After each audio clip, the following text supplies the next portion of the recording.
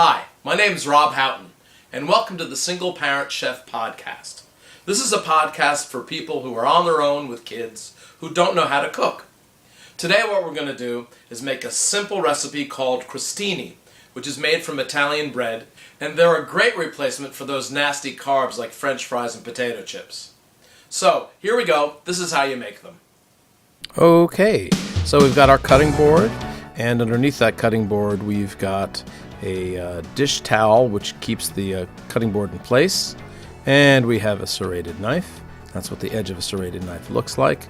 That's great for cutting bread. It reduces the amount of crumbs and gives it a nice edge. We have a paper plate, and we have the actual loaf of, in this case, semolina bread. Alrighty, so now I use my left hand as a guide for the knife, and I'm cutting slices that are about 3/8 of an inch. That's almost a ½ inch in width. Okay, you can make them less than that. Just be careful though, once they get toasted they tend to break easily. And now we put the slices of bread on the paper plate. And now we put the cutting board away. And we put in its place a cookie sheet. Here it is. And it is lined with aluminum foil. That way I don't have to wash it again. Try to cut down on having to do that as much as possible. And we put the slices of bread onto the cookie sheet. Having done so, then we take some olive oil, and I use one of these nice little dispensers, which controls the flow of the olive oil, and I put it on each slice, and then I spread the olive oil with a pastry brush. You can also use the back of a spoon if you don't have a pastry brush. You don't have to be that fancy. And then we take some kosher salt. You could use regular salt if you want, and sprinkle it on top of each and every one of those little morsels. And then we also take some cracked black pepper, or freshly cracked. There it is, now it's cracked, on top in addition to that. Now you could also put some garlic powder or other seasonings if you'd like. We go to the oven, which is set at 400 degrees, and we bake them for about 10 minutes. Now I use a convection oven, so I don't have to preheat it, but if you have a regular oven, you'll have to preheat for about 10-15 minutes.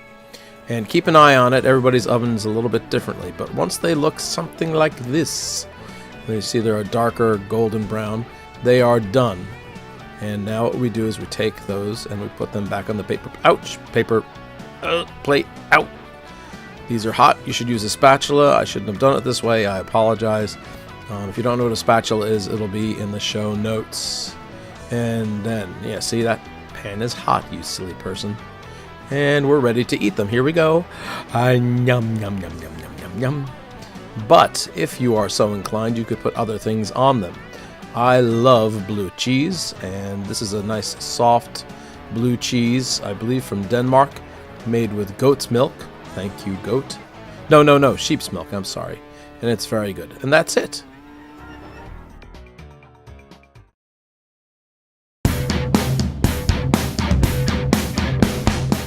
We have a tomato, and we need to core it. Now, since we're going to be dicing the tomato, we can remove the core very simply by cutting the tomato in half.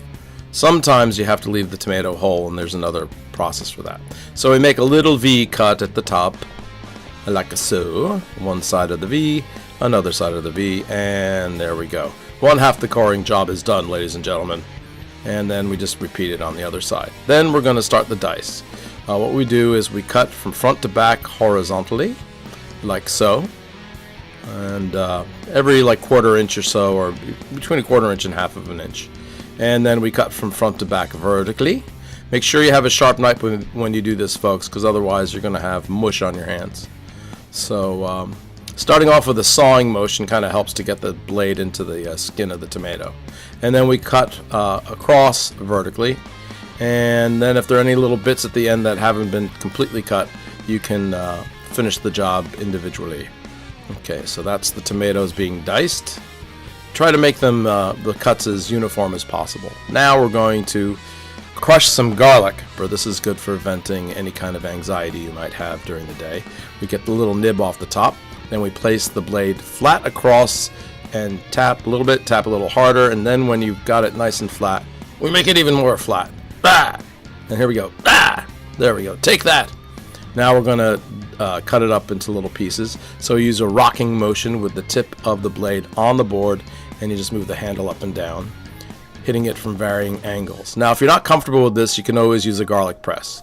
When removing the stuff off the blade, make sure not to cut your fingers, by the way, because then you get blood in the food and you can't serve it.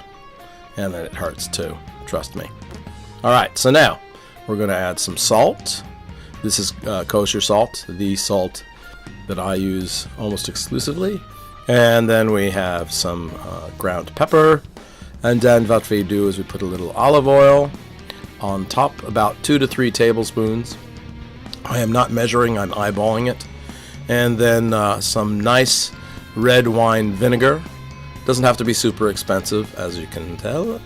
About a tablespoon. That adds some wonderful flavor. It makes a great juice that you can use to put on top of the crostini. And then we stir it all together so that they get to say hi. Okay, now we're going to turn the board over, and we're going to grate some cheese. Now I have a soft Parmesan cheese, so I'm going to use the larger teeth on the grater. If you had a harder cheese, you could use the smaller teeth and make a finer grain. And you grate about, I'd say, between a third or half of a cup. And then we clean the scraper from before, because remember we have garlic and tomato on there. And we put it in a little bowl, and we get ready to put everything together. So here we go. We have our crostini from before. We have the cheese and the tomatoes. This is simple, but boy is it good. You take the tomatoes, you see all that juice that's come out since we put the salts and the liquids on. And then we take a little bit of the cheesy. Oh, that's right, I forgot. I put the juice on. That's so good. That softens up the bread a little bit and just adds so much more flavor. And besides, it's there, you might as well use it. And then put some cheese on, a little more black pepper. Okay, so that was a very simple topping to make for the crostini. Here they are. They're very, very tasty. In fact, let's give one a try, shall we? Here we go.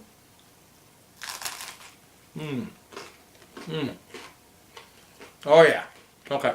So, wow. Just make sure you let that garlic mellow, because if you serve that right away, you're going to get hit in the face with garlic, and you won't be able to kiss anybody for months. So, that's crostini. That's a very simple tomato topping. There are many others. Go to singleparentchef.com and go to the show notes for this episode, and you'll see other recipes for other toppings for the crostini. And just, you know what you do is you get a loaf of that bread, cut it up, make the crostini, and just leave them in a plastic bag waiting for you at home, so that when it's time to make a meal and you don't have time to make some other kind of carbohydrate like potatoes or rice, you can reach for those instead of the French fries or the potato chips, and it'll be much more healthy, it'll taste better, and you'll be better for it. So come back next time when we learn how to make something else, and you'll become an even better single parent chef.